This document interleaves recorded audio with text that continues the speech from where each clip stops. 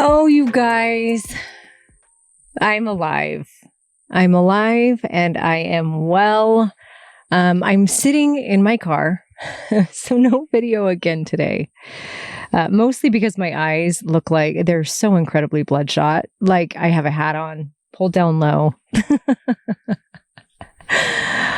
Oh, if you saw my Instagram post last weekend, or on the stories, you saw how red and bloodshot my eyes were after 24 hours of traveling to drop Matix off in Mexico City, and then have me fly for the Missionary training center, and then me flying home just sobbing. So for that reason, for the bloodshot eyes, and also just to kind of be, my car is my thinking space. I've said that so many times now, and it is. This is the place where I can feel fully, think most completely and clearly, and just kind of zone out. I'm actually sitting in front of a new housing development right now. And they're, just watching the birds fly by. To my right, there's an open field. So I'm just sitting here thinking. I actually was sitting here thinking for a while before I hit record, just about, where I'm at in my life. It is mind-blowing to me that just yesterday, it feels like, I was having my first baby. And today, 3 weeks later, is what it feels like. He's left the house, And so I want to talk about that today. I know last podcast was me and Cash. If you missed it, you'll have to go listen to it. It was so cute. Cash joined me and he's just such a deep soul. We had like a fun conversation about the idea of Matix leaving to serve a mission. And we talked a little bit about faith and religion and God and Matix, his choice to serve. And just what a great, Matix he's just like the heartbeat of the family. He's the glue. And so that was what that was about today. This episode today is for all of the moms out there who are either close and dads, moms and dads, I don't discriminate, who are either close to your children leaving the nest for the first time, and you're not sure what to anticipate. All of the fears and worries and sadness is literally enveloping you as if your child has already left, like you're experiencing grief in real time. I know how that is. And for the parents whose children are leaving the nest in real time and are going through this with me or have left, it's for you too, because there are so many thoughts and feelings and emotions that accompany such a big chapter change. Like closing the chapter of, okay, like I'm no longer having babies, and like diapers and accidents and feeding and, running around and taking the kid to the park. That's not here anymore. Now I'm in the phase, like that chapter is closed, and the new chapter that's opening is the chapter of me helping make sure that the wings that we've so carefully helped our children strengthen and create, I guess making sure they're strong enough to carry them through the rest of their lives. And here's the thing, we don't have a say in it anymore. Like, the bird has left the nest and the wings are not strong enough yet. They're not. And that is probably the scariest part for me as a mom, is like when my 19-year-old leaves, or has, like when he left, when I dropped him off in Mexico City, I knew that he's still a boy. He's a man. He's become a man in every way he possibly could while he's under my roof. but he's still a boy. You know, like sitting on that flight with him, I saw so many cute mannerisms where I was like, oh, he's still like my little son. And sometimes seeing those things is like, is he ready? Like, is he going to be okay? And then I remember that, well, you know, no matter how much I did or didn't do, we are where we are, right? And that's the really cool thing about life, is that we as parents do as much and as good as we can with what we've got. We do. And we know we made mistakes. I know I made a lot of mistakes. I feel like I made more mistakes with my two oldest kids than I did my two youngest. And I can see them so clearly and so vividly. And those mistakes I've allowed them to beat me up for so many years. And the reality is that those mistakes that I've made with my kids, somehow, miraculously and magically, I'm going to say by the grace of God, but I actually am going to say by the design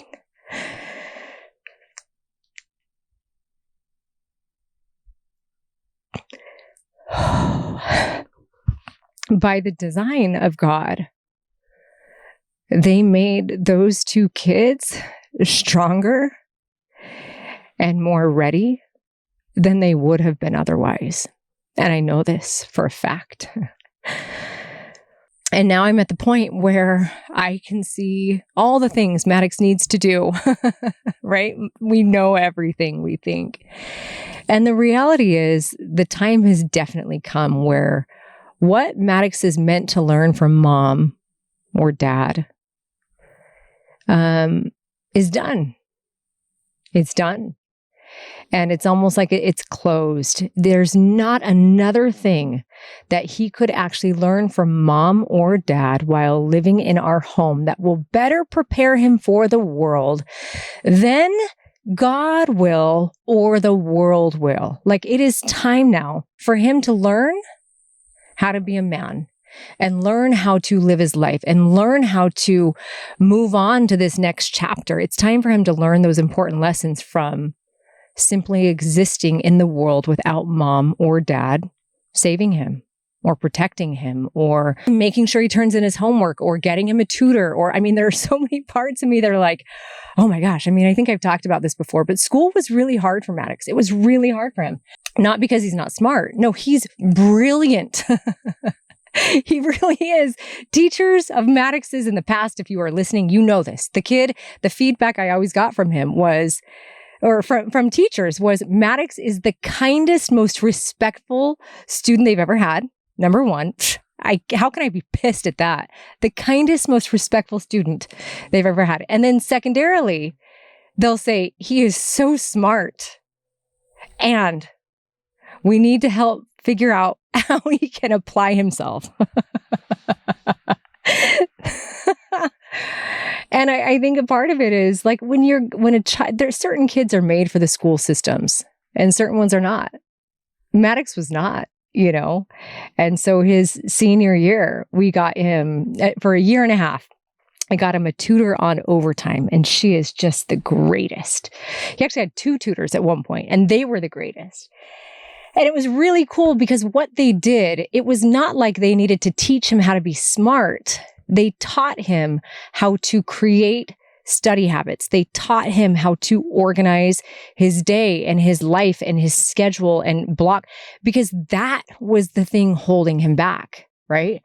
And now, though, there's a part of me that's like, oh man, is Matix going to be okay learning a foreign language? So Matix was called to New Jersey for 2 years, but he was called to a Spanish-speaking mission. Matix has never taken a lick of Spanish in his entire life, right?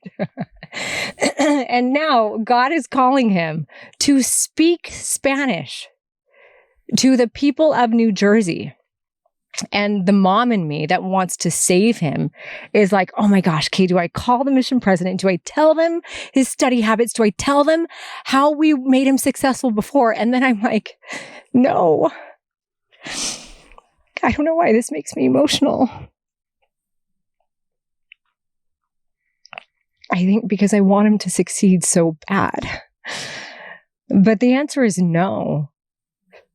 My job is to figure out how to let go and let God. I think I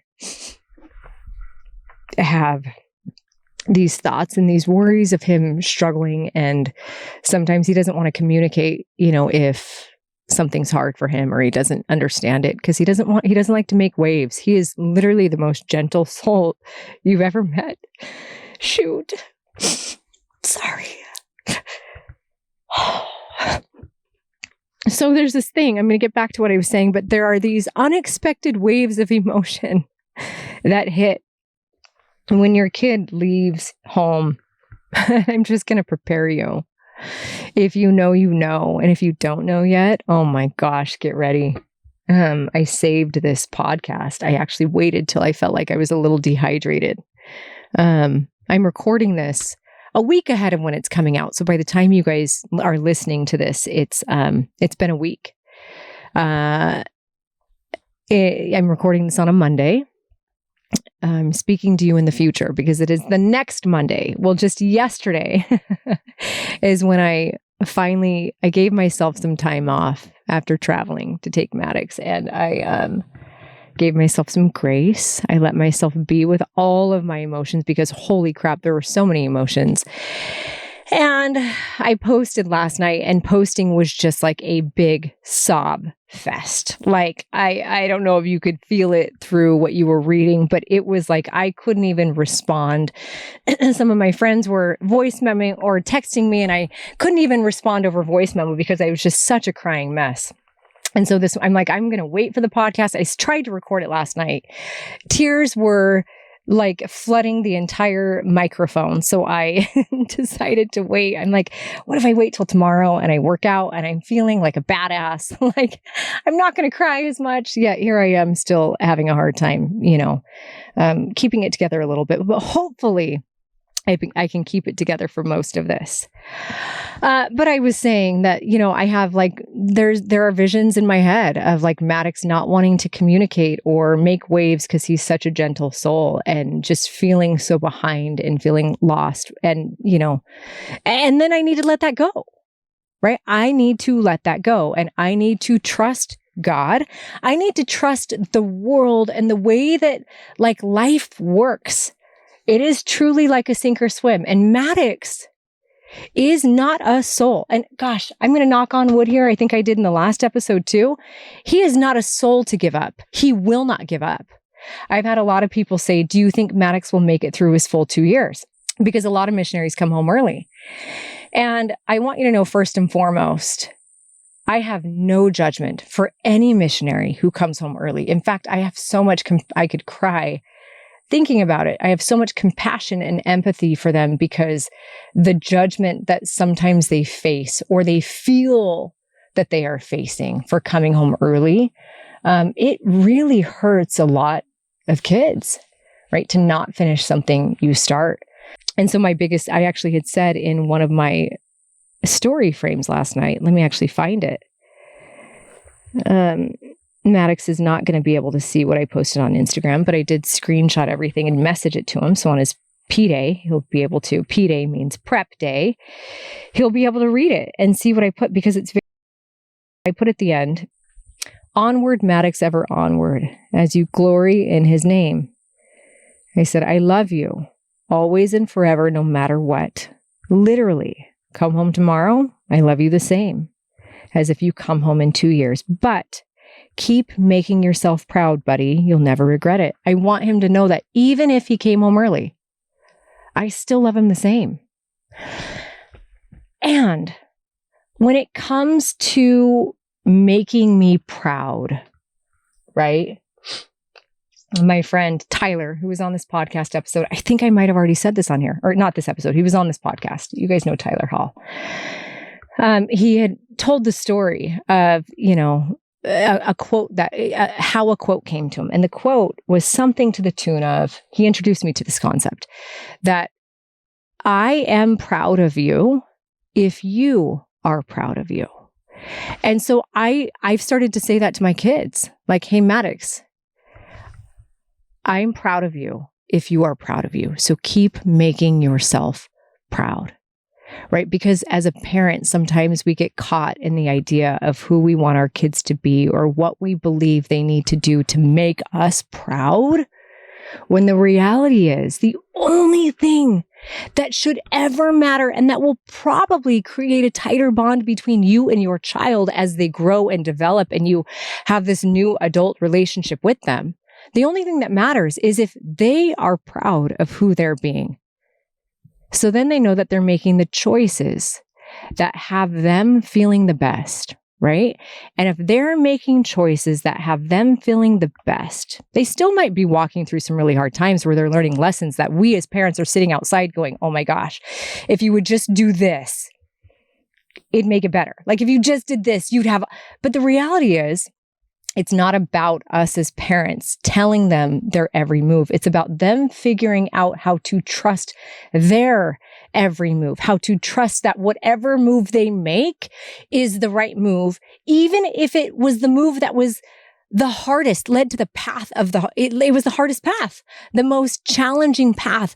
Through that path, for them to have the wherewithal and the knowing that I learned more lessons by traveling the harder path than I would have if I traveled the easier path, right?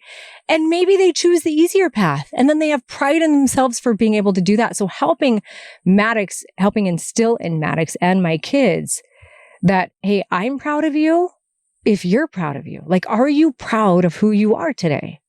Like, I know Matix is proud of who he is today. He is so proud of the young man he is. He's so proud of the choices he's making. He's so confident, even in his slip-ups, that like, it's okay and he's human. And I love that about him.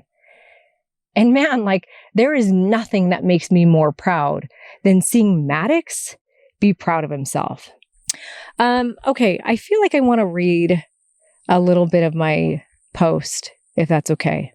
Of course it's okay, because you're here. But it kind of sums up a lot. And then I'm going to go into some advice. I want you to hang around because I'm going to go into the most impactful advice that I have either received from fellow moms, because gosh, you guys, if you're listening and you are one of those moms who sent me advice, one of my friends, just thank you. Like without your advice, I would be a complete mess. I'm already a mess, but I would be a complete mess. Oh my gosh. So I'm going to read some of that advice and share it with you because I feel like if you are a mom who's going through or about to go through the same thing that I'm going through, it's nice to know that you're not alone, right? And it's nice to hear what worked for someone else so we can choose if we want to implement it in our lives. So, okay, my Instagram post. These were all my feelings last night, so they're very real. I'll see you in 2 years, my buddy. And mommy breakdown mode is officially activated. Oh, just typing that sentence last night. I will see you in 2 years, my buddy. What? Like it was a real, like, are you serious? Did I just drop my son off for 2 years? Yeah, I actually did. And then I said, well, friends, Elder Matix Solomon has safely been dropped off in Mexico, is officially in missionary training, and is absolutely in his element. So how do I know he's in his element? So Matix had access to his photos, and so he was getting Facebook Messenger set up, so I got to chat with him a little bit. He is absolutely in his element. Back to I'm going to piece read this, and I'm going to talk as I go. I hope you're okay with that. Back to the question of, do I believe Matix will leave early? I absolutely don't. I absolutely do not. Matix, sometimes I believe the kids who travel harder paths are actually better off in real life as an adult. I've talked a lot about my mommy guilt. And now sometimes I need to probably temper how much I talk about this because I don't want it to sound like I was ever a mom who did not care. And I think if you know me, you know this.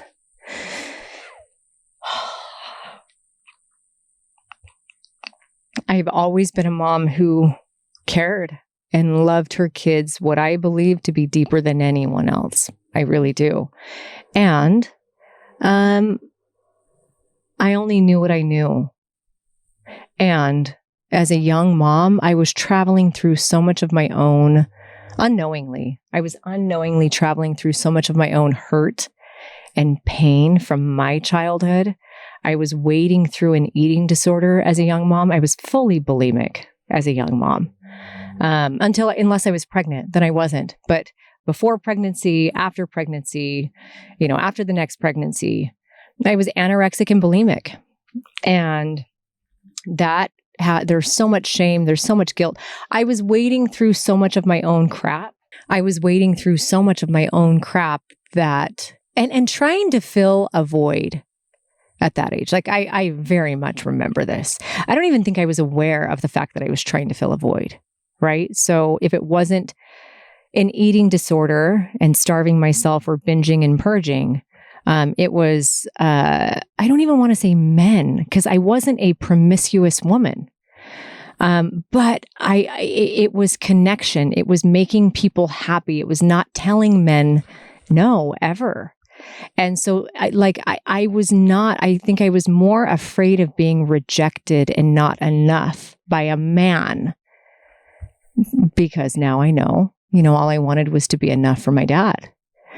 That there were, in hindsight,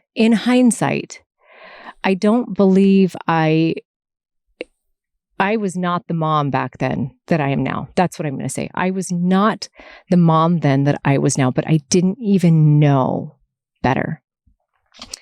And Matix, there are two parents, and there was hardship all around through divorce and the going back and forth. And I'll just say, in short, Matix and Marley dealt with a lot. They dealt with a lot. And, that relationship, I think on Instagram and social media, you've usually seen the highlights of co-parenting, right? Or the good times. And I think we've all gotten to a place where things are really mellow and cordial, and we're super proud of what we've created together. And we all have our independent lives, but there were definitely some times of distress where the kids were in the middle of some not pretty co-parenting, if I'm being honest. And we've all learned. We have all learned a lot. No one was perfect. But I do believe because of that, and because both parents really do have such a heart and love our kids so deeply and tremendously and unconditionally, and because we've learned and we've been better and become better, and because Matix is who he is, I actually think there's no way Matix will come home.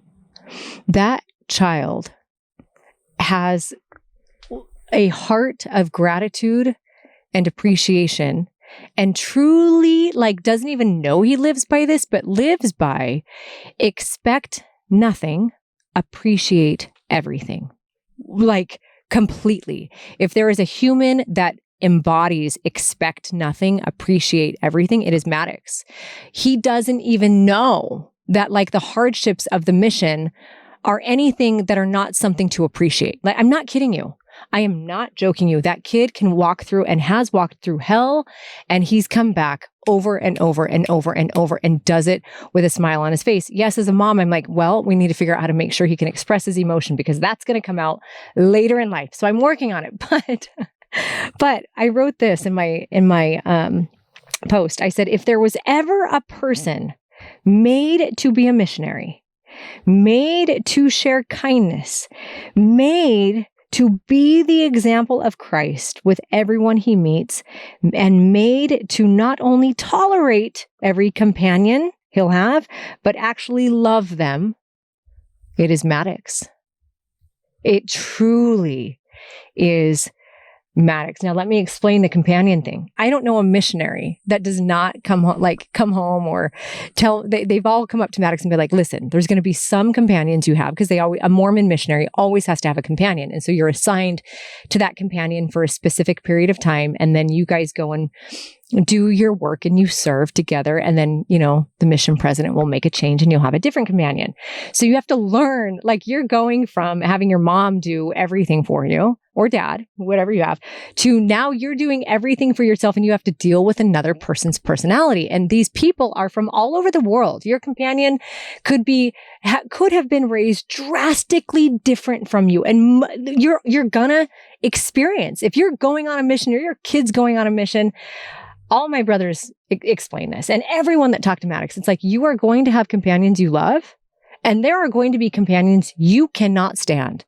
And you have to figure out how to live life with a companion who is nothing like you, doesn't think like you, doesn't behave like you, does all of the things, maybe is more judgmental, whatever it is.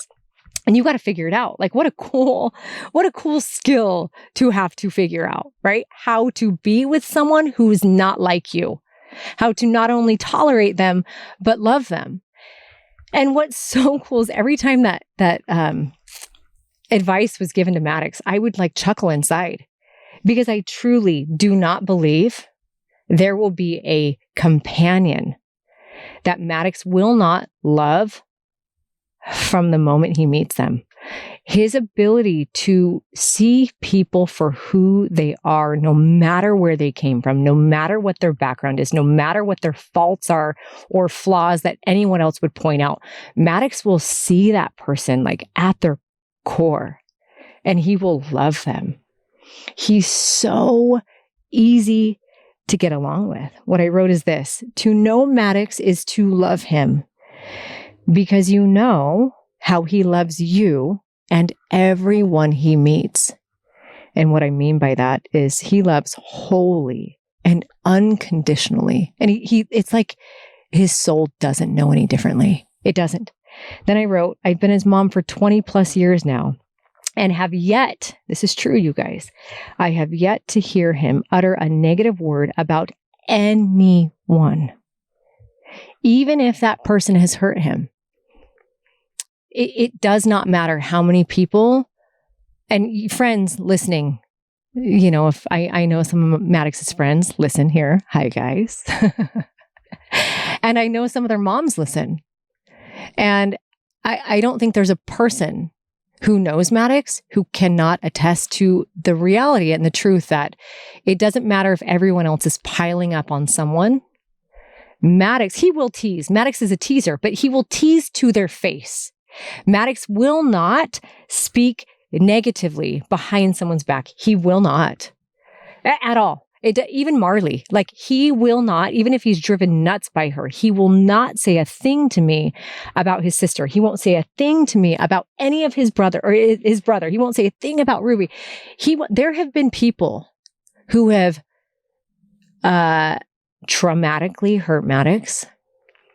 He will never do anything but love them. It's really, really awesome and beautiful and such a great example to me and to everyone he's around. When I tell you he has a heart unlike anyone else's, it's just true. I have 4 kids. They're all very different. They all have there's something unique and amazing about each one. This is Matix's superpower. He 100% has the best heart I've ever seen in my entire life. And I think that's going to serve him well, not only with his companions. He doesn't complain either. It's so crazy, you guys. And sometimes I'm like, man, does he not complain because I didn't provide enough at certain points? Is he just grateful for every morsel of, love that he gets? Because was I not enough as a mom for him? I don't know, but he is so grateful for love. He's so grateful for friendship. He's so grateful, seeing these pictures of him with these missionaries. He's so grateful to be living in a house without his mom and dad, being quote unquote on his own. And I am so grateful that there are training wheels. This is awesome. He's there. He has a mission president that, is overseeing. It's really awesome. Now, shifting gears to how absolutely crazy I have felt over this last weekend. And by the time this episode comes out, surely this last week and a half. I wrote, can I just say that the emotions that come with flying your baby to another country only to drop him off for 2 years and then fly 10 hours home solo are quite frankly the craziest, most chaotic roller coaster of emotions that I have ever experienced. Truth, you guys. Like such a roller coaster of emotions. And you know, my tiredness could have been playing a role or could be playing a role in my chaotic emotional state. And I'm usually not the most emotional person. Like I'm emotional. I don't cry a lot, right? But man, I am realizing it is just flat out hard for us moms to let our kids go. I flew 4 hours to Mexico with Matix. And I'll kind of tell you that story too. I flew 4 hours with him to Mexico, and I did use points to upgrade our flights to first class because I'm like, this is I have a lot of points that I don't use, especially on the airline they chose because I don't ever fly American. So I'm like, oh, I used to, and thank goodness I have accumulated points that I've been trying to figure out how to use. So this worked out really nicely. I was like, this is the last trip I'm going to be on with Matix for 2 years, the last ever with him, like living in my home as one of my children, you know, dependent children, I'll say. I'm going to upgrade and I'm going to make this amazing and we're going to have so much fun and all of the things. And we did. So we were sitting up there. What I did not realize when I booked him the ticket was that there were going to be 20 other missionaries on that flight. And so I definitely felt bad. I'm not going to lie. When we were sitting there and all these other missionaries were piling on, going to the back of the airplane, probably where Matix was originally assigned. I didn't even contemplate it, you guys. Didn't even contemplate that there would be other missionaries on this. I just thought, oh, this is their ticket they bought. Matix, cool. Let me give them a gift, right? And upgrade. They're all getting on without their moms. So then I'm like, oh man, I'm starting to get a little insecure. Like, I hope Matix doesn't feel insecure that like all these boys are here alone and he has his mom. And all I was trying to do is just savor my last few hours with him, you know? So we all got on. We actually had a really great flight. Matix got his enchiladas. It was really awesome. And we did a lot of talking. I will say Matix was the airport before we left was super emotional. And I did not expect it. I showed up for the airport and there was a part of me that's like, why am I not as emotional as I thought I would be? You know, I'd been crying for months leading up to this. And then the day I was not feeling super emotional. And I was completely judging myself, thinking, what kind of a mom am I if I am not emotional today? You know? I hear all these other moms who are just sobbing all the way through and I'm like not crying. And then seeing him say goodbye to his siblings and his dad. Oh, that was hard. To see their love for him and show up in how they were going to miss him in tears. Ugh. That was hard. Mars was the most emotional. Understandably, because she's the one who spends every day with him. Whether she's at mom's house or dad's house, they're always together, you know? So that was really difficult to watch. And it was also awesome because it was just a sign of their relationship. They really have a cute bond, like the cutest. But the flight was good. It was awesome. We were talking. Matix is like, I'm like, buddy, how do you feel? And he's like, I don't know. He's like, I'm really excited. And I actually had said to him, you know, trying to prepare him, I was like, okay, you need to know this is going to be really hard. And I could tell he almost didn't like me saying that. He was like, I know, Mom. I know. And so then I backed off because me as a mom, it was like I was trying to be like, hey, this is going to be hard. And everyone told me, tell him how hard it's going to be. Prepare him because he's going to want to quit. But I actually think Matix is already prepared for hard. So I did. I backed off and I'm like, you know what? It's going to be awesome. There are going to be hard parts, but Matix, no one deals with hard better than you. Like you deal with it with a smile on your face, and he was just saying, he's like, I don't even know like what my emotions are right now because I don't know what to expect. And I think that's a beautiful thing about Matix is his expectations. He does not allow expectations to create a vision of what something should look like. He allows things to arrive in his life as they are, and he then just takes them as they arrive. And what a beautiful gift. And I think a lot of me used to be that way. I do. And I think as age, and growth has happened, actually, interestingly, you start to realize what, things can be like, and then you start to create a picture. And it goes back to that quote that I share a lot. What messes us up most in life is the picture in our heads of how it's supposed to be. And Matix doesn't let the picture in his head mess him up. He allows things to be what they are. And I think that's just awesome. So we got to Mexico, I was there for only about 45 minutes, an hour with Matix getting his bags. And then I quickly we both realized it was an unspoken realization. We didn't even have to say it. We didn't even talk about it. But I saw these other missionaries coming to baggage claim around Matix. And I'm like, okay, this is the time I think I duck out, like I let him bond with these boys. But there's a weird thing that happens. It's like, I know this is goodbye for 2 years. And Matix is not. He was like, Mom, don't cry. And so I held it together. And it was a really interesting, okay, let me just give you a hug, buddy. Come on. It was a really interesting goodbye because, he's now around all of his new missionary companions and the leader from the missionary training center who was there to pick them all up. And so I kind of let him go and I walked away and I was like, what is wrong with me? Why am I not crying? All right, bye. Love you, buddy. Give him a hug as if he was just going to California for the week. He's going on a trip, or going to his dad's house. That is the thing about divorce.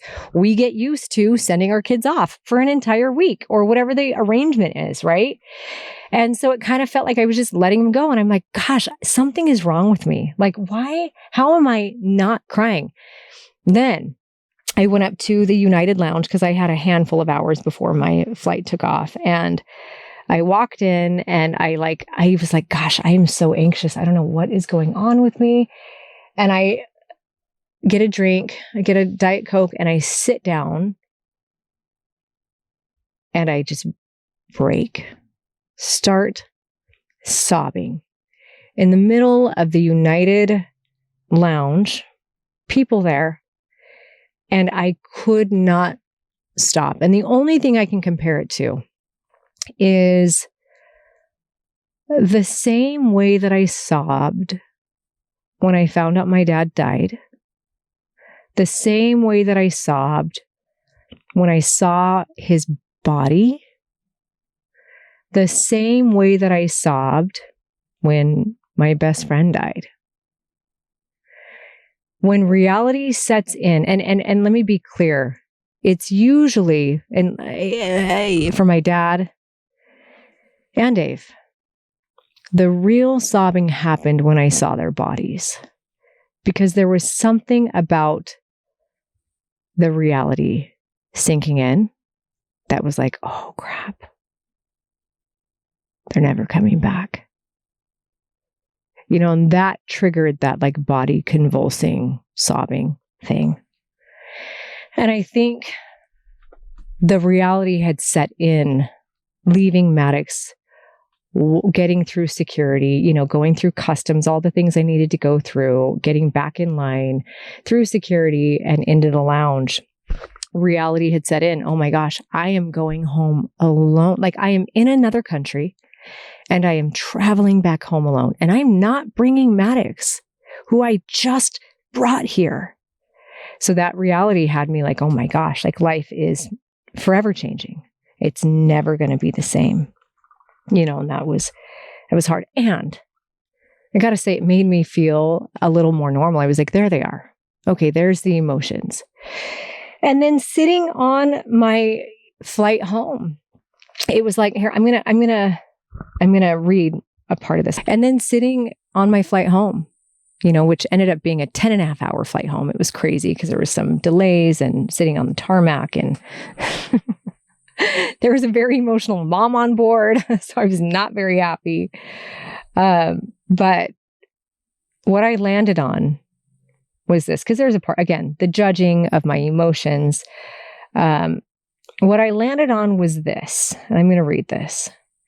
Watching Matix leave the nest was hard, but not nearly as hard as it would have been if he was leaving home without direction. That would be harder. And just a few short years ago, I've talked to you guys about this. Matix was on that path. He didn't have direction. He didn't have purpose. He's mentioned, he wasn't making the best choices that he wanted for himself. Maybe didn't have the best friend group. And now Matix has direction.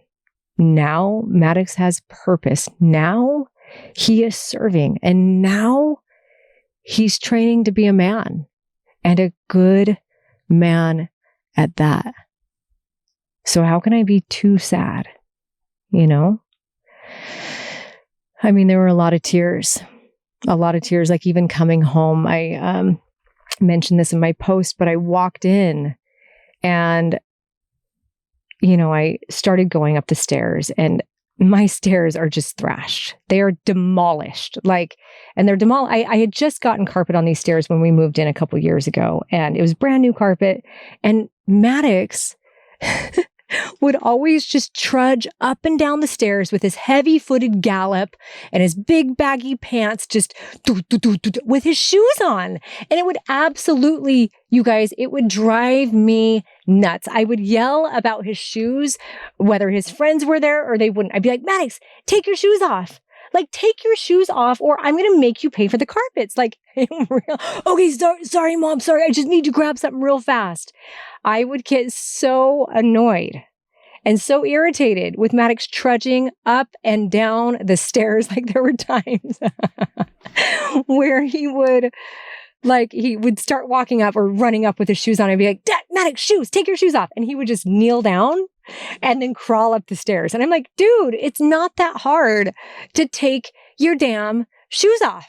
And he's like, I just need to grab something real quick. He would literally army crawl to his room around the corner to get whatever. But that carpet, so the pathway from the bottom of the stairs all the way up the stairs, around the railing, down to Matix's room, is like a snail trail. It is literally there's just crap. There's stains there. It's wear and tear. Even if he's like, oh, Mom, these shoes are new.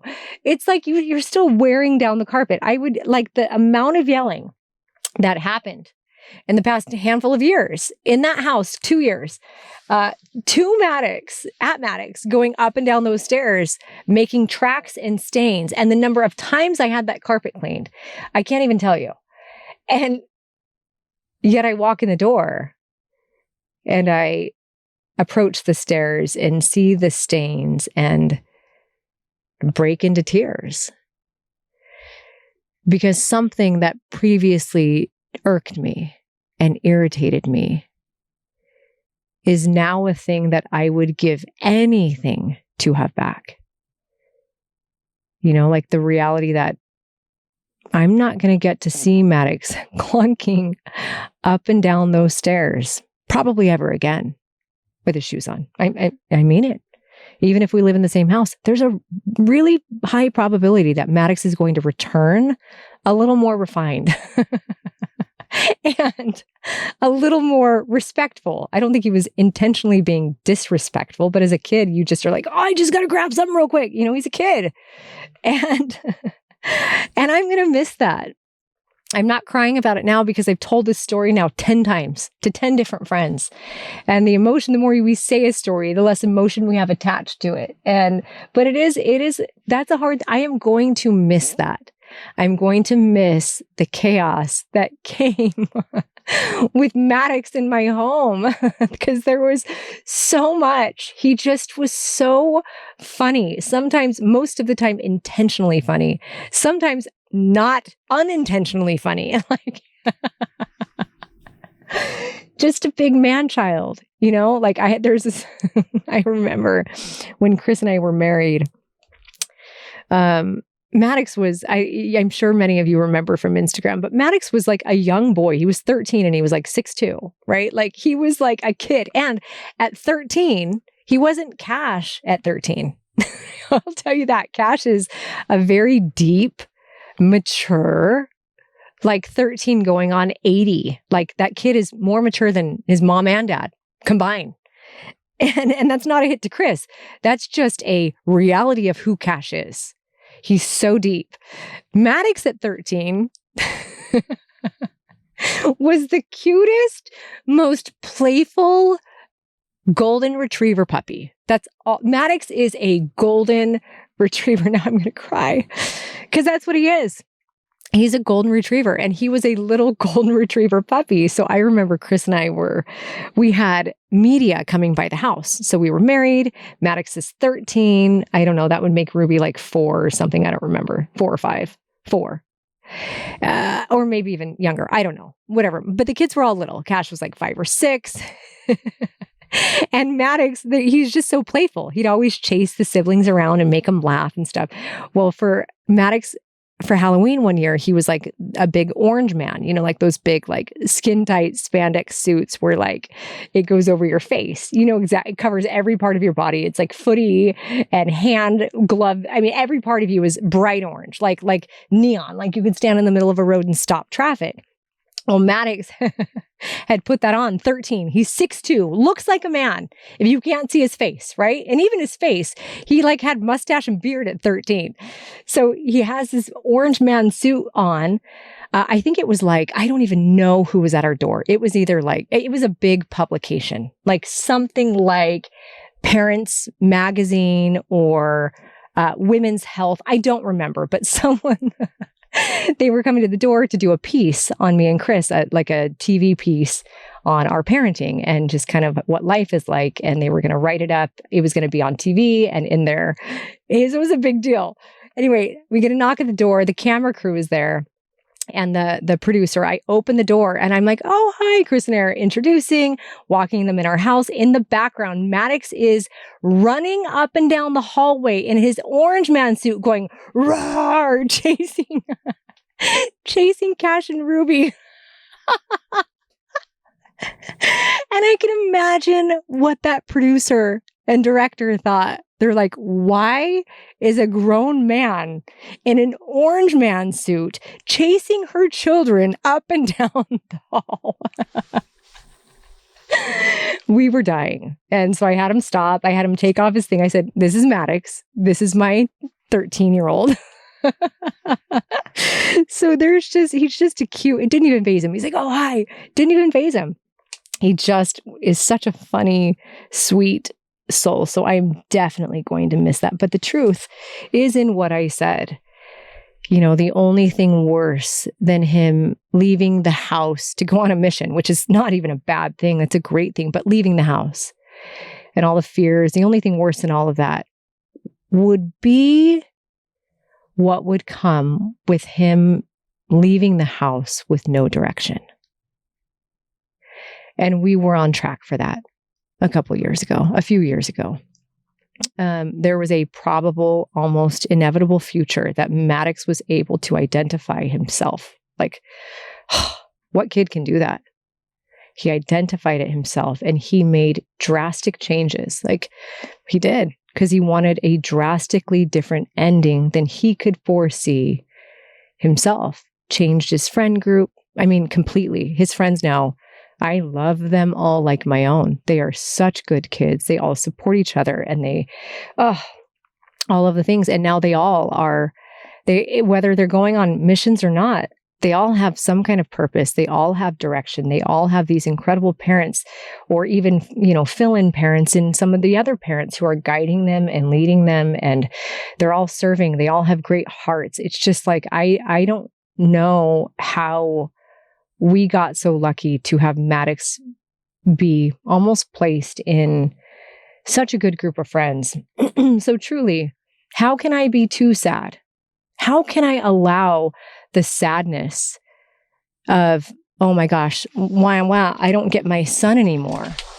How can I allow that to trump the joy and the beautiful emotion that comes with my son actually doing what I know he's meant to do right now?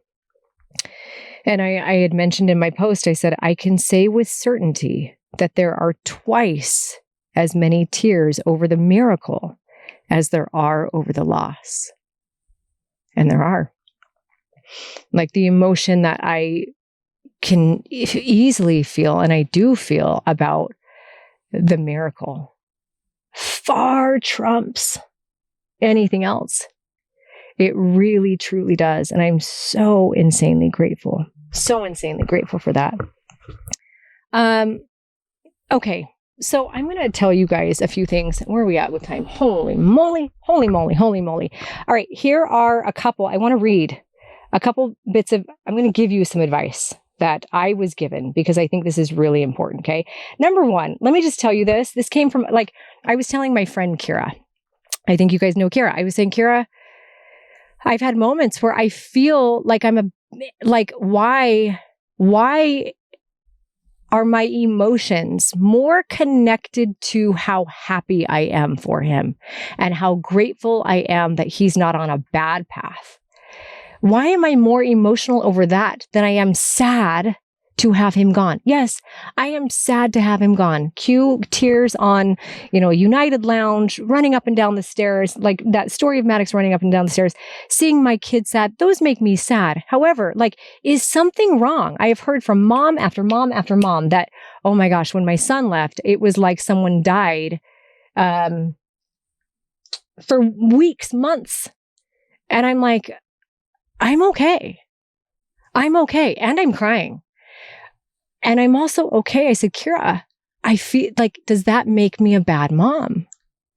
And she's like, no. She said, it does not make you a bad mom. It makes you a mom with a different perspective. And I loved that.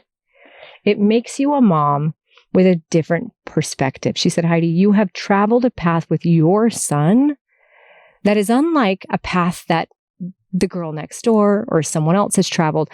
All of our paths are uniquely different with our kids. And the path that we each individually travel is going to create a different reaction. She said there is more joy and more relief and more pride that you are feeling versus maybe, Kira had mentioned when her son left, it was very hard and it was very tearful. And she said, but my relationship or how I raised my son looked different. So him leaving felt different. And she ultimately said, don't judge your process. Do not judge your process. So moms out there, do not feel like your reaction to your son or your daughter leaving your home needs to be like someone else's. And if it's not like that, something's wrong with you. No, it does not mean you love your child less. No, it does not mean you raised them worse. It does not mean anything negative about you. It simply means that you are unique. Your process with your child was unique to you. Your child is unique. And your process of grieving, because there is a grieving process, is going to look different than someone else's. It reminds me of when Dave died. I had that friend that said, Heidi, grieving is like a thumbprint. He said two things. He said, it's like a potpourri, number one, like a bouquet of flowers with a ton of different, it's a potpourri of emotions, from happy to sad to joyous to, devastated to all of the different things. And also it's like a thumbprint. It's so every person's process of grieving is unique to them and they are all correct. So moms, and I don't know if there's anyone that needs to hear this. Part of me is like, I'm the only mom who feels like I'm crying more over the miracle than the sadness. And so even as I say this, I'm like, I'm probably alone. But I have a feeling I'm not. And I have a feeling there's a handful of moms out there or dads who need to hear this same thing. I think it's also slightly different. I've been a single mom. And a single mom, I am the nurturer and I am the provider. I am the mom. I am the dad. I am the feminine. I am the masculine in my home. And there is a lot of me who has taken on the attributes of what a father would in my home, right? He has a father, but in my home, I am also the father. And the father, I could see my dad. It's like I'm going back and forth between grieving the way that my mom did when we left and also standing strong and wanting to guide the way that my dad did. So if you are a single parent and you're feeling that same, I want you to know you're not alone. You are definitely not alone. Now, the next bit of advice I want to give is from my friend Susan. There's actually a couple things I want to tell you that Susan told me. The first thing she told me a month ago, maybe, was, Heidi, when Matix leaves, I'm going to give you some advice. She said, do not immediately go clean out the room. She said that was the biggest mistake I made with my oldest. I was a wreck. It was not a good idea.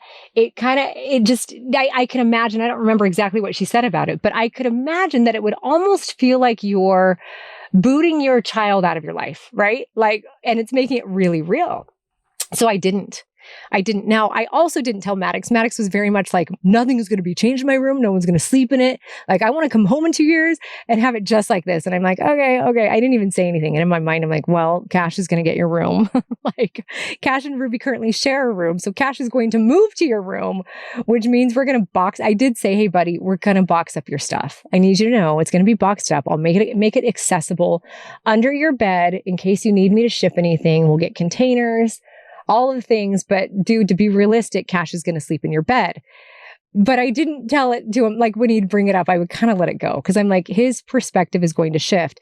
Now, I did listen to Susan's advice. I did not. This last weekend, I walked in there 10 times, 100 times, which I think she said, don't even walk in the room. But I think there was a part of me that felt the need to connect with him because I couldn't connect with him this way. And so it's that was my way of feeling close to him. Now, as far as cleaning out his room, I don't know when I'm going to do that. I don't know when. I don't want to take his posters down. I'm such a nostalgic mom. There's a part of me that's like, Cash, okay, can you use this room and not touch too much of his stuff, but still make it your own? I don't know. And I think there's a part of Cash that will want it to feel like Matix's room. So we might be in a win-win situation there. The other thing Susan said. So first we have Kira saying, don't judge your process. Then we have Susan saying, don't clean out the room. And then to some moms, don't even go in their room if it's too difficult.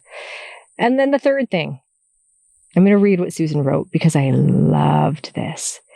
She said, I love that you're taking some time and feeling all of the feelings. Okay, so let me actually, I'm going to add, the third thing is take time for yourself after your son or child leaves. Expect it's going to be hard. I did not do proper planning. I thought last week was going to be just like any other week. I overcommitted with business things and I ended up breaking every commitment, every one of them. I do not like breaking commitments and I broke all of them. And I basically was like, I'm done. I'm not doing anything. I did dance lessons last weekend. I did Optimize. I went to dinner. There were so many things that I did just to stay busy and connect with myself and with friends, people who love Matix. So I could kind of just be and let myself relax a little. That's not a thing that I ever do. Ever. And I did. And I'm so glad I did. And that was actually, Susan taught me that.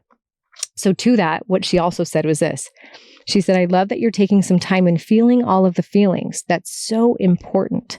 And yes, things will never be the same. And we grieve over that because it's so, so hard. But as our kids grow up and go out into the world, life can be different, yes, but also so, so good. She said, I love that my adult kids are some of my closest friends. I love that they love to come hang out with us, which is so much easier since we all live so close to each other now. She said, I love spending time with our grandsons, and I've noticed I don't mind the messes as much as when my kids were little because we're having so much fun making those messes now. And it's so quiet when they leave. This new season you've entered, Heidi, is a hard one. And it's still going to be hard as each of your kids leaves the nest. It doesn't get easier, darn it. But I think the hard things are often so dang hard because we've loved so hard and these kids mean so much to us. She said, I don't know if that makes sense, but just know that you've got this. So every mama out there, I want you to hear this right now. Act like she's talking to you. I know that you've got this. You prepared your child well, and we cannot wait to see him shine as a missionary, or fill in the blank. You've prepared your child well. Whether you feel like you messed up or not, they are well prepared. And we cannot wait to see your child shine in whichever way they are shining. And I just think that's all so important. I love that. Like, to know that, like, the messes, it's like, Matix up and down the stairs. I mean, give me another chance. I'd be like, okay, go ahead, do your thing so I can just smile at that. You know what I'm saying? I'll clean the carpets later, right? Because carpets are replaceable. The time with each other is not. Anyway, thank you, Susan, for that. So another one I want to suggest that was something I did. Write. I just write in my phone. I have a journal that I in my notes section. But I write everything. And I go back sometimes and I read what I wrote and I'm like, what the heck was I writing? I don't even, wait, hold on. I felt that way, because it's just, you'll see it's a potpourri of emotions. And when we are not allowing our emotions and our feelings to come out, when we are burying them in, right? Or even just feeling them, but not expressing them. You don't have to say them to someone. Again, you can write your emotions and your feelings as you have them. When we bury them and suppress them, we're actually creating, I always say it's like a pimple, right? Like, if a pimple is infected and we do not get it cleaned out, it could be any kind of a wound, anything. If there's an infection and we do not open that wound, open that whatever, and clean it out, it becomes more and more and more infected to where we actually need medical attention for it. Right? And I look at my feelings and emotions the same way. If I don't allow them to flow, to come out, even if they don't make any sense, I'm just burying them and creating an infection. So I wrote a lot. And that's what I'm going to say to moms and dads out there. Just write. Doesn't have to make sense. No one has to see it. I ended up creating part of it is what my Instagram caption was. A lot of it is what I'm talking about today. So I have multiple ways of expressing my emotions. Another thing I'm going to say is focus on the good. So I want you to think about what I said. I'm not saying I'm the master of any of this, so let's be clear on that. But I did do this. When I found myself, I think it's okay to feel sad, right? To feel those moments of sadness and of grief, but I don't like to live there. I like to feel it when it comes, allow myself to feel it, but I do not like to live there, because then that pulls me into a depression. And I know a lot of moms who have gotten there, who say, when I live in sadness, it pulls me into depression. So when those moments come, what I would suggest, and what I did and I loved doing, was I had a list going. Remember I said I cried twice as many tears over the miracle that I do over the loss, right? So I have a list of miracles, like a list of why Matix leaving the house is good. Like, what are some miracles in this? What are the good parts of him leaving? What are the positives of what's happening right now? And mine is loaded with everything from, he's going to learn the lessons that from God and from the world that I can't teach him anymore, right? He's going to come home a man. He's going to be humbled. Like, he's excited to be where he's at. Like, my son wants this, right? Another miracle is he chose the path that led him here. That's a miracle. So all of the miracles, what are the things that give you emotion and light you up about what your son or daughter is doing? Maybe they're chasing their dreams and they moved to Nashville. One of my friend's sons moved to Nashville to chase his dreams as a musician, and it's beautiful. Like, I never would have had the courage to do that, you know? And then also have a list of, what are you sad about? Why is this hard? Well, I'm never going to see Matix clunking up and down the stairs with his shoes. I don't even want to clean my carpet. I'm so sad, Or Matix's room is going to feel empty. Like this home is going to be different. So and know that list of sadness, the list of things that are hard, like Susan said in her text, those only feel as hard as they do because the love that we have for our children is as deep as it is. And so maybe instead of living in sadness, see that list and remind yourself, okay, this is a reminder that I'm a dang good mom, that I love my kids hard, that I'm really going to miss. And then I take that list of sad things and I after Susan's text, I was like, how can I appreciate these things, these lasts, the things that I no longer have, that I probably didn't appreciate in the moment, right? I was irritated about Matix going up and down the stairs. How can I feel appreciation so much for them now that when this happens again in the future, when I'm a grandma, I can actually find joy in it, joy in the messes, right? And then I started seeing the responses that you guys had to my Instagram story, for example, where I was explaining the story that I told you earlier about Matix and the carpet. You know, he would destroy, it was like the Matix destroyed carpet, as we'll call it. And your guys' response to that was just huge. So much so that I feel like it deserves a call out. So many moms resonating with that. And actually, I had a good friend of mine who voice memoed me and said, "Oh my gosh, Heidi, I couldn't even hold it together watching that story about how, you know, Matix was destroying the carpet and, you know, you walk up the stairs after he's left and suddenly you have an epiphany that like that mess he made is a mess you're going to miss him making." And it's true. And she said, I was sitting there with my kids in the kitchen and my son was like doing the thing that he always does that really irritates me. He was putting his feet up on the table and I get mad at him for it all the time. And she said, I remembered I was about to yell at him. I was about to get mad at him. And I remembered your story. And I was like, no, there's going to come a day where my son won't be in the house putting his shoes on the table, his feet on the table the way he does now. That irritates me today, but eventually is something that I will miss and I will feel loss over and I'll giggle over. And you guys, it's so true. It is so true. I just want to stress that these moments that we have now with our kids, I am like acutely aware of the fact that we never get them back.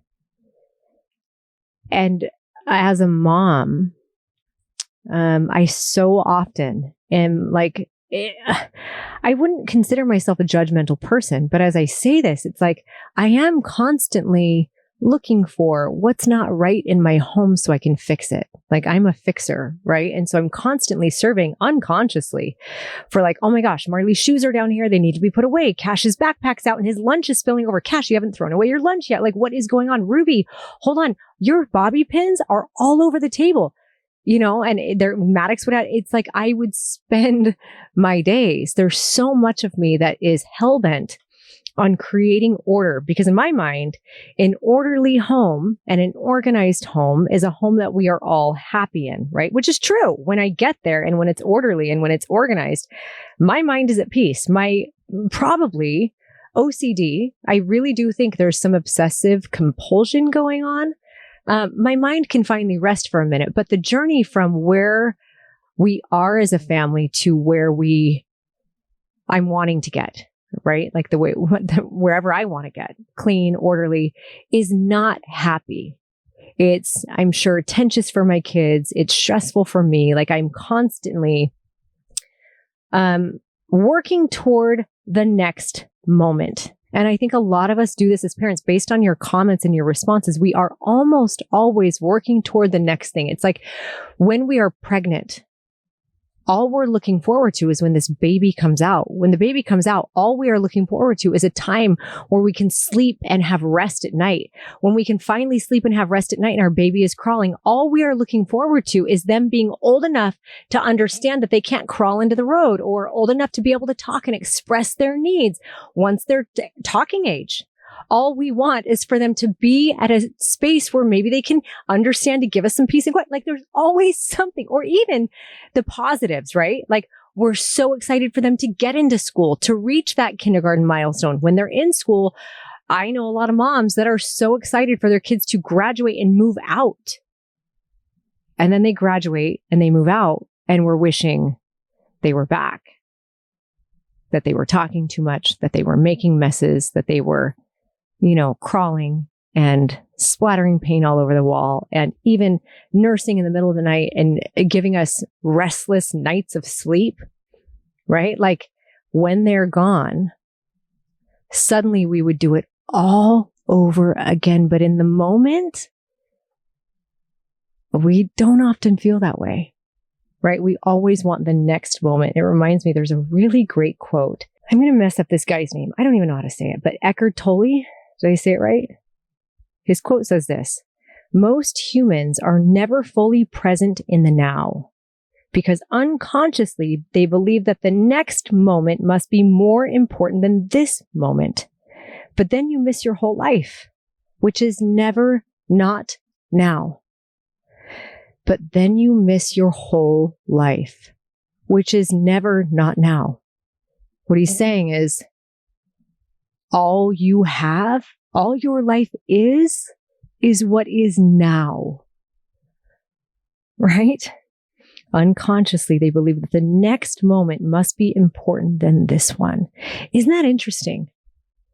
That as parents, we truly are always living in the future, waiting for the next moment. And then when they're gone, I have to fight the urge right now to not live in the past.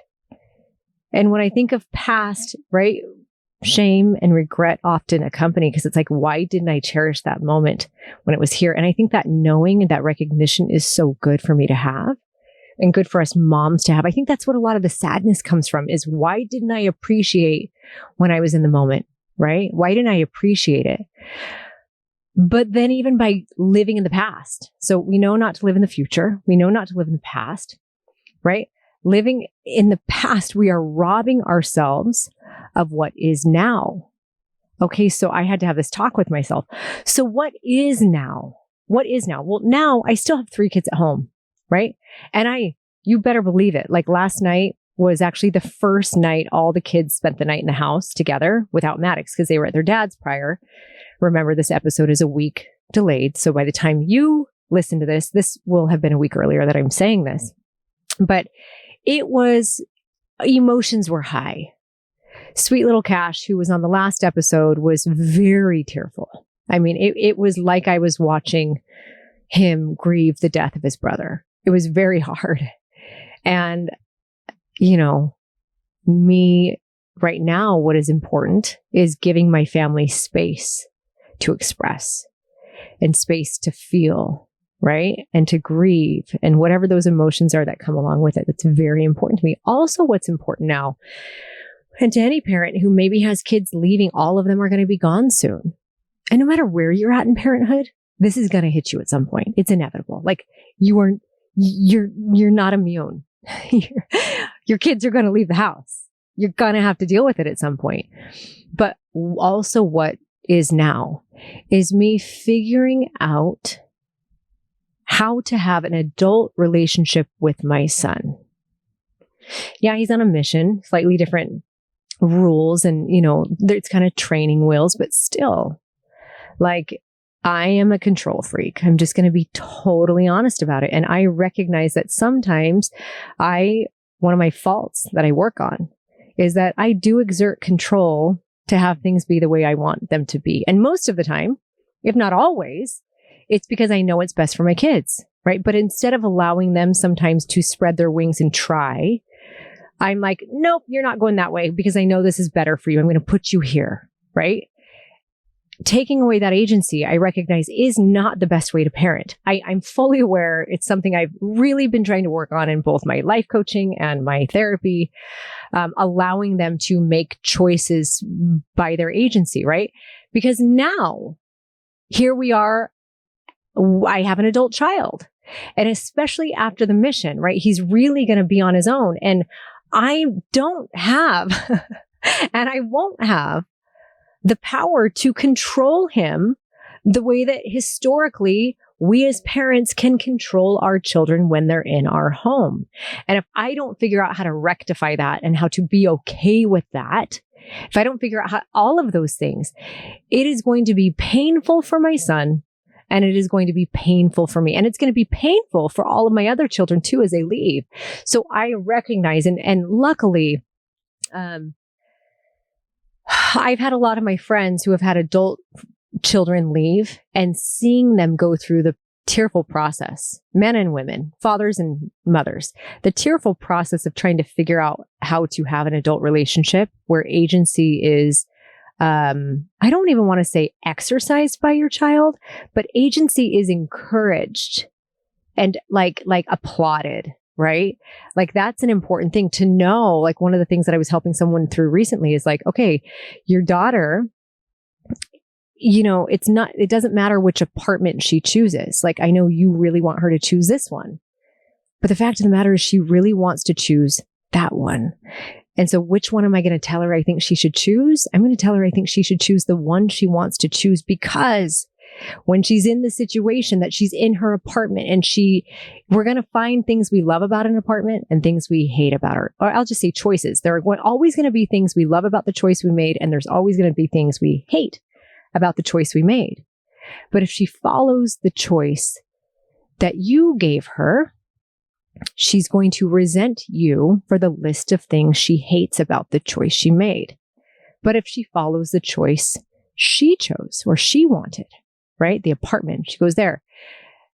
Then she gets to hold and accept responsibility for both the things she loves and the things she hates. And then that becomes, instead of resentment toward her father or her mother or whoever, that becomes power in her present and future choices. It becomes a lesson that she can learn. Okay, next time. Now I made this choice based on this. Next time I'm going to choose differently. And there's like that empowerment for our children is huge. And listen, this is easier for me to advise my friends on how to help parent their adult children than it surely is going to be for me, because already I'm hearing from Matix and I'm like, oh, he needs to do this differently. And then I have to be like, no, he needs to do it the way he's doing it so that he can learn whatever lesson he's meant to learn from what he's doing. Right. But it is really cool. I am very much looking forward to that. I know I had mentioned actually tomorrow's the day. I don't even know how it's going to work, but we've been able to contact Matix. Matix has been able to contact us on Messenger. Apparently he's not supposed to text his friends, but he can message his parents when he needs something. And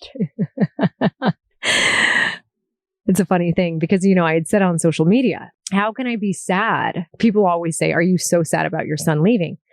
Yeah, this is prior. Yes, I'm sad. But also, you guys, like what I would say, and this is true, but also, you guys, I am about to get one mandatory call a week, a FaceTime call a week from my son, where he tells me about his week, about his service, about what he's learning, about what he's experiencing, about his feelings.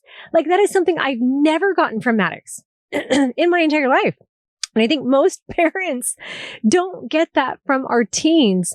Some of my kids are more prone to talk and share. Matix is not a kid who's more prone to talk and share. He's just not. Like he'll listen for hours on end, but sharing, especially when it comes to his feelings and his experiences, it's a gift when we get it. So to get this for every week for the next 2 years, because this is part of the habit, one of the habits that the Mormon church instills in these missionaries, what a gift. 104 calls from my son over the next 2 years where he shares his life and his heart, but he doesn't ask for things. Are you kidding me? Like that was my way of thinking before. Like that's awesome because I would get a call. Most of us parents get calls from our kids when they need something, right? And if our kids are really smart, they'll call us ahead of time, like 2 or 3 times just to check in. And then the third or fourth call will be like, they need something. Like we already know, like I know if one of my kids, every time if there's a call just to be like, hey mom, what are you doing? I'm like, oh, okay. Next call is going to be a big ask. I know how this is. Just calling to check in. But are you really? But it's awesome. So I'm very much looking forward to that. Now, the funny thing about that is last night, I get a text from Matix, a message from him saying, hey, mom, totally okay if not.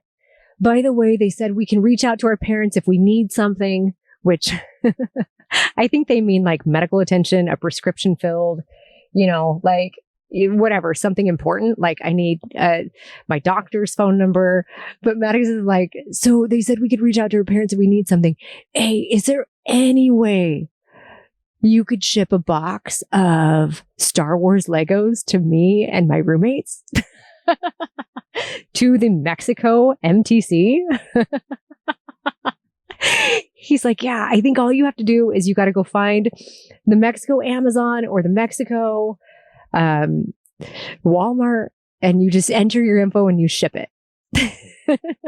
Nothing about paying, just ship it, like. So I was laughing because I was like, oh my gosh, just in a moment where I was like, oh, this is so crazy to not have Matix ask for something. Here he is. And I actually, to be clear, I love it.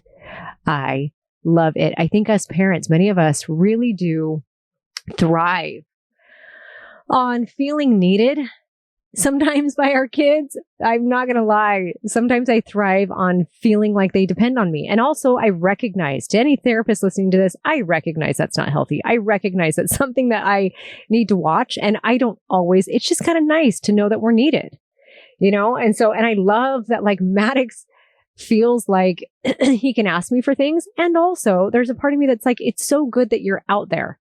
And so hopefully, learning what life is like. So maybe you'll appreciate all the things that I, as your mother, have done for you over the years, because the way that I've raised you, I don't think it's possible to appreciate all that I have tried to do for you without knowing what life is like without it. Right. So anyway, I'm going to send him the Legos. I haven't figured it out yet. It sounded very easy, but I went to Walmart late last night and I was like, what the actual HE double hockey stick is happening? Like it wouldn't fit the address. So I just need someone. I'm going to have to call a brother or someone, one of my brothers who speaks Spanish, and have them help me figure it out, because it won't fit the full address. I don't know what the fields say. I don't understand the address. It's like I'm in another world, which reminds me, I'll tell you another story from, I wonder if I'll make this a 2-part episode. You might be listening to part 2. Maybe it's not even on the same day. Maybe this is on the next week, which, man, it's like my entire month is devoted to Matix's mission.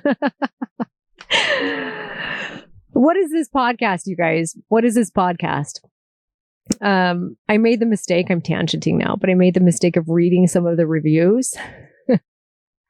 And listen, anytime you have, a majority 5-star reviews, literally no 4, 3, or 2-star reviews, and then a handful of 1-star reviews, it's a group of haters that are just going to be mean. Because who really, if you're listening to a podcast and you don't like the content, who listens to the whole season or a whole year and then says, I listened to the whole year, I only missed 1 or 2, and they suck, right? Who does that? Only someone who actually has an agenda to be mean. That's the only kind of person who does that, right? Because the truth is, if I turn on a podcast, I have so much shiz to do with my time, like in my life. I really do. Even finding time to record this addendum was hard because I got to go get my kids. But like, if I start to listen to a podcast and I don't like it, you know what I do? I shut it off. I certainly don't listen to 40 episodes, give or take a few, and go comment about how I listened to all of them and they all sucked. Like, what a waste of 40 hours of your life, So anyway, I don't know. I thought I would say that. But yeah, I think that all started because I was like, okay, what is this? It's one of the other comments was like, Heidi needs to get a journal and go diary her thoughts instead of record them into a podcast mic. And, that's valid. You're not wrong.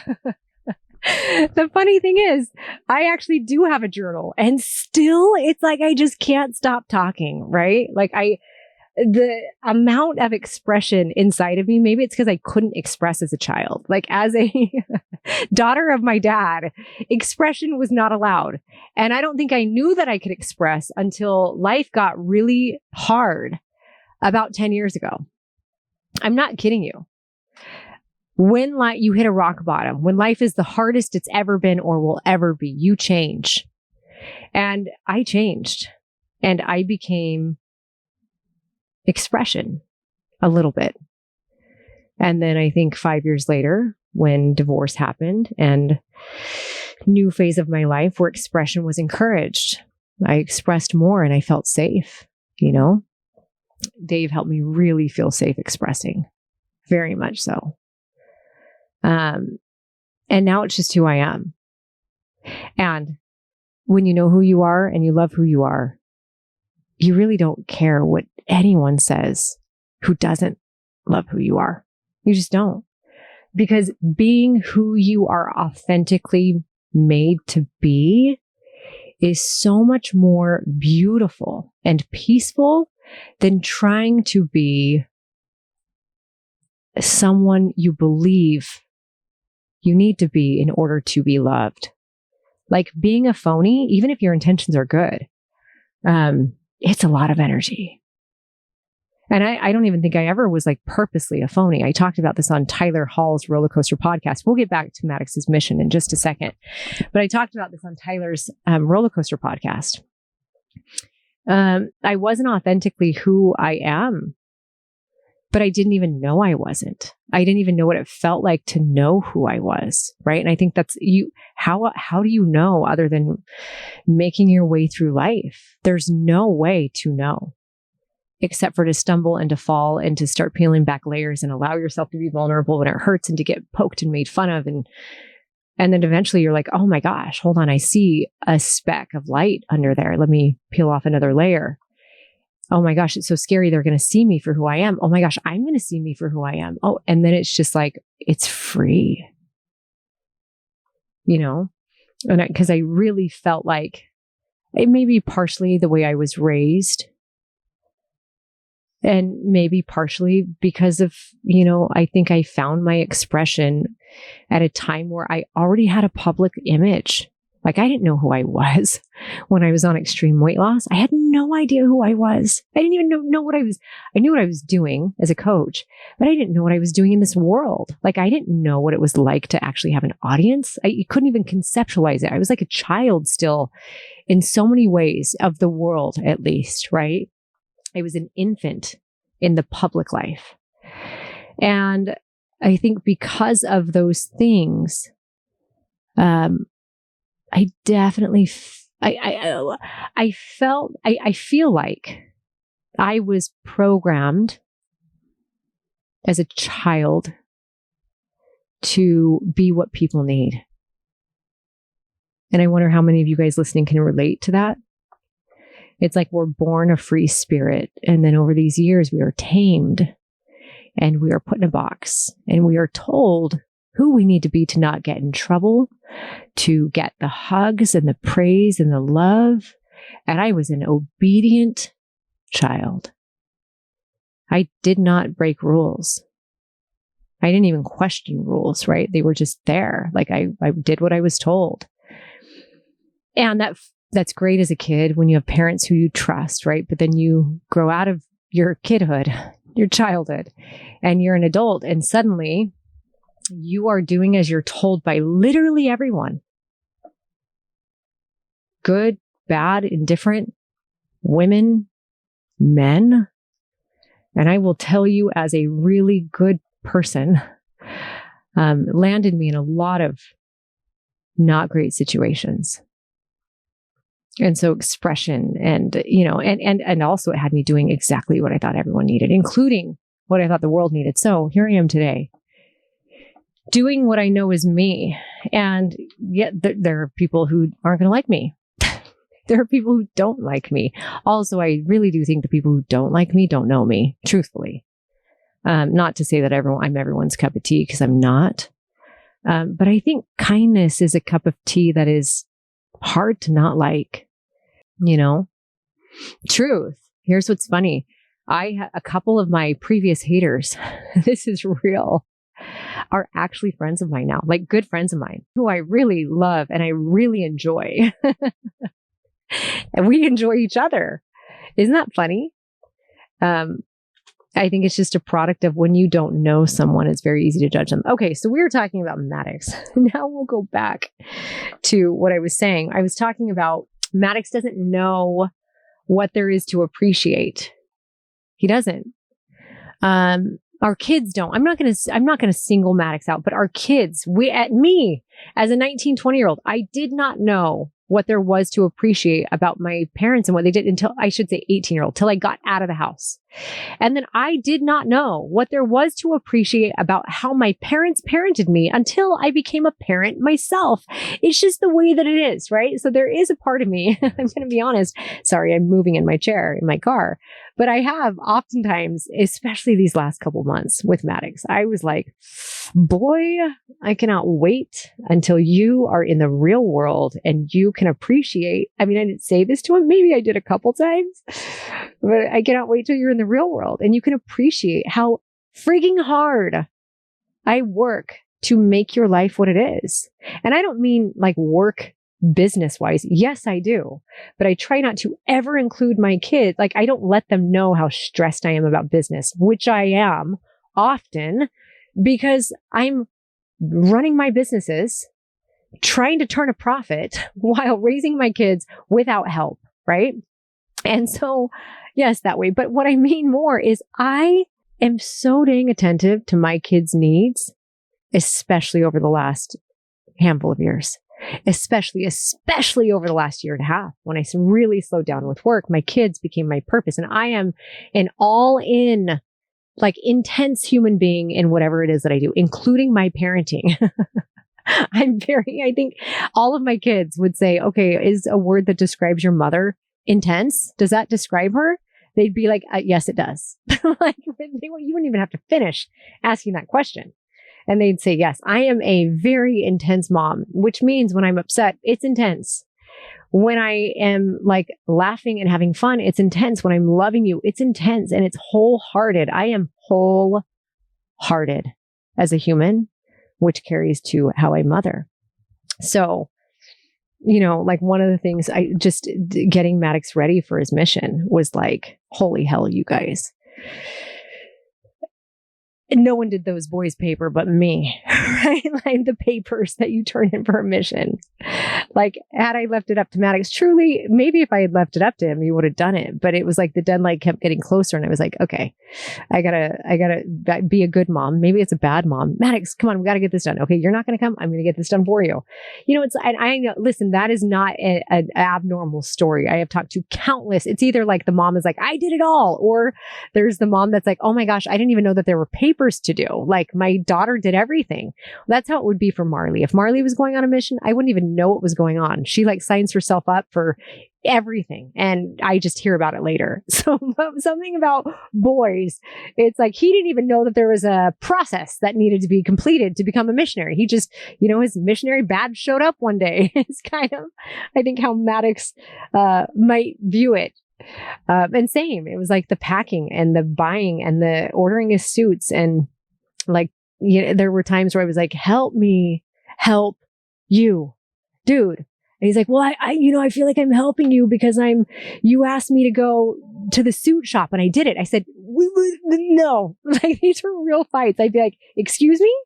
You feel like you're helping me by going to the suit shop? Matix. Listen, I am helping you by getting everything done. And I need you to go get a measurement at the suit shop. So you have a suit for your mission. Oh, so there was a lot of that. So here I am. And part of me is like, I created this mess, right? Like there is no one to blame. Matix is not to blame. I am to blame because I created this mess where my kids don't know what to appreciate. Sometimes, a lot of times they are very appreciative. And I know I'm preaching to the choir, right? Our kids are all great. And also, we're all human. This is a real parent struggle. So MTC, I get the flight. I had asked Matix's bishop, I said, hey, can I fly with him to Mexico? Like back in the day, my parents were able to drop my brothers off, I think, at the Provo MTC. Can I drop Matix off? And he got back and said, yes, you can fly to Mexico with Matix. Great. Okay. So I call the travel office. I get Matix's ticket. I make mine match his. I told you I used points to upgrade him to first class, and I used points to buy me a first class ticket. And I'm like, oh my gosh, this is going to be the best thing. Like, it's going to be our last moments together. No one else was able to go because of work and stuff. So it was just me and Matix. Like, we're going to say goodbye to everyone in the airport. I really want to have him feel special, and I want to take him there and know that, like, I don't want anything to happen to him. So I'm going to drop him off and all of these things. And don't get me wrong. It was awesome. It was so great. And I'm so glad I did it now. But and we had a lot of fun on the flight. But when we got there, and Matix realized that we both realized that there were all these missionaries on the flight, right? I had actually had Matix pack. They say in the guidelines, they say you can pack 2 suitcases. And I could have sworn it said either 2 big to check or 1 big and 1 carry-on, right? I thought there was the option. And then I had multiple mothers tell me, same thing. They would say, Heidi, okay, so don't even have Matix bother with a big suitcase and a little. Nope, go straight to 2 big suitcases. And so I didn't even bother. When we bought suitcases, we bought 2 big suitcases. And when I say big, I mean, we bought the Walmart special $100 suitcase because, in my mind, I'm like, all it needs to do is make it to Mexico, and then it needs to make it to New Jersey and then back home, right? So like if a Walmart $100 suitcase can't make it 3 trips, like, I don't know. It's got to be able to make it 3 trips. We bought the biggest suitcase there was, which when we were packing them were like 60-pound suitcases. Luckily, because we'd upgraded to first class, we didn't have to pay for that. Now, when Matix goes from Mexico to New Jersey, he's not going to be flying first class, and I'm going to have to pay for his baggage overage. But anyways, we had gotten off the airplane. We were first because we were up front, and our bags came out first. So Matix has these 2 massive suitcases, and you know how tall Matix is. He's like 6'2", and the suitcases, I swear, were like up to his nipple line. They were just so big. They were humongous suitcases. And then all of the missionaries start filing down to baggage, and they are all pushing one tight, compact carry-on that literally looks like they could palm it with their hand. And so Matix is like, oh my gosh, Mom, do they all just have that suitcase? I said, no, I guarantee they have another one checked. He's like, wait, hold on, Mom, they only have a small one like that and then a big one that they're checking. And he starts sweating. And he's like, Mom, oh my gosh, I overpacked. Hold on. Well, why didn't you tell me? I said, buddy, listen, I had these 3 women tell me that they don't even bother with their second and third missionaries having them do a big and a small. They just go straight to 2 big. You're going to be fine. He's like, but look how big these are. They're going to. And so like the insecurity of, how he's going to look starts to set in. What Matix hasn't realized yet was that every missionary on that flight who's walking down to baggage is in their own head thinking, oh my gosh, how do I look to all these other missionaries, right? But Matix is there, and he ends up going. I said, okay, well, I'll say, but let's get out of here and let's go find your ride, because they were picking him up at the airport, and I'll go. And because I could tell, I think I mentioned it earlier, like I could tell he was ready for me to go, but it wasn't like a tearful goodbye, because like insecurity, his peers were around, right? And like, oh my gosh. And so he said, okay, you're going to leave out there? I said, yeah. He said, okay, don't cry. And I said, okay, I won't cry. And we go out there, and I was waiting with him for a while.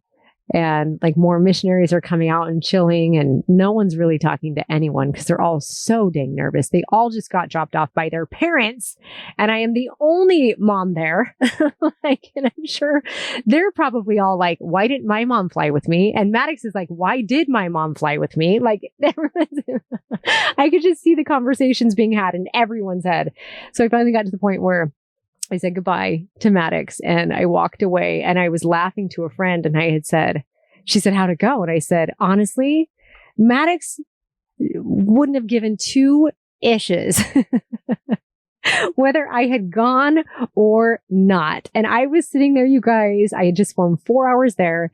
I was about to spend a handful of hours in the Mexico airport doing who knows what, because I don't even I don't speak Spanish, right? So I'm like, and then I was going to take an 8.5 hour flight home, right? With a stop and a layover. And I didn't know at the time I was going to be sitting on the tarmac for 2 hours when I landed in Phoenix, but I was sitting there going, why did I make this trip? I even told my friend, I said, I don't know why I made this trip. And I was laughing. I said, he could not have cared less if I was here or not. And like, the flight was great. I'm really glad I was able to upgrade him to first class with all the points that I had. So yay. I love that but I said, he isn't at an age though, or he doesn't even know how valuable it is.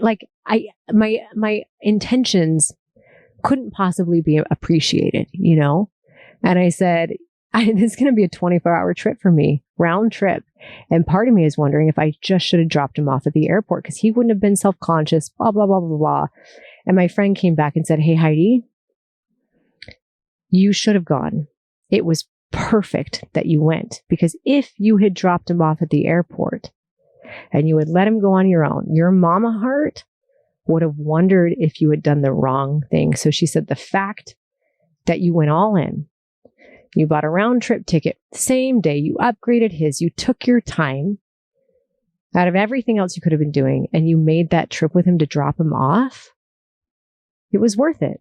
And she said it might take Matix a little while to look back, maybe even a year or 2 years, and to be like, wow, my mom goes all in for me. Sorry.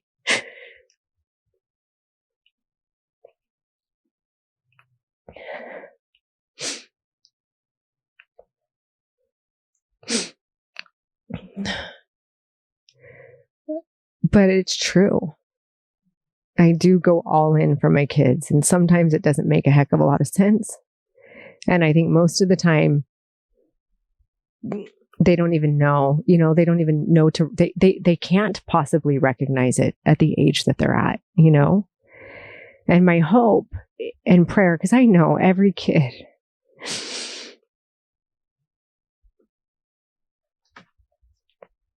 we all have trauma from our parents.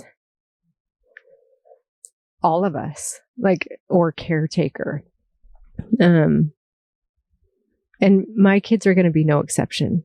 And I assure you, while I believe and I know how much I love my kids, and I know how hard I try for them, and I know how great of a parent I am today, I've given them plenty of things to have trauma around as they grow older, And I think my biggest hope, unfortunately, but also it's just the way life is. And we don't even know. The trauma could be that they were overly coddled. You know what I'm saying? It's like my parents never let me live in the real world, never let me get hurt, right? But my hope is that someday all of my kids can see how much I loved them, not through my words, although I think my words are pretty strong to them, but mostly through my actions. I hope that my loving actions, my following through actions far outweigh anything that might feel traumatic. And I hope they all leave my house so full of love, right? That the glasses with which they view life from are definitely heart-shaped and rose-colored. But also, I don't get to decide that. They do. The coolest thing is that I do know Matix is so happy. He is so elated to be where he is. Like, I think there's a part of him that's just excited to be on his own and excited to be with a group of friends. And I'm excited that he's loving it so much. Like when we missionary moms or college moms or just moms whose kids are chasing their dreams, when they leave, we cry because we don't want them to hurt, you know? And then when we see that they're actually happy, that makes me happy. That makes us happy, you know? So I am actually super grateful about that. And yeah, you guys, I think that's really all I have to say today. The only other thing I have to say is I'm just laughing in my head. Well, number one, I was crying, sobbing an hour ago. Okay. Before I recorded this. But I'm laughing now because I'm thinking, you know what? No, it is a damn good thing I went with Matix to Mexico, because I remember as he and I were deplaning and going through customs, I honestly turned to Max and I'm like, buddy, because he's not allowed to have a phone. So I said, can you imagine trying to figure this out on your own? Because he and I both were like, where the heck do we go? So no, it was definitely a good thing I went. I got him through customs. Now, next time he's going to have to figure it out. And guess what? He will, because that's how it works. I sometimes feel like my kids might not be able to do it without me. And the reality is they can, and they will, you know, like if I ceased to exist tomorrow, all of these things that I think are important for me to spearhead and do for my kids, they'd figure it out. They'd actually become stronger without me here. And I'm not suggesting that needs to be the case, or it is, but I have so much faith in the way that life works and the way that life was designed. I have so much faith in how we were designed by God to know that it all works exactly the way it's supposed to. It truly does. All right, guys, another little fun episode. I love you all. If my team decided to make this one big episode and you listen to all of it, props to you. If it's 2 episodes and you made it through both, yay. I love you guys. Bye.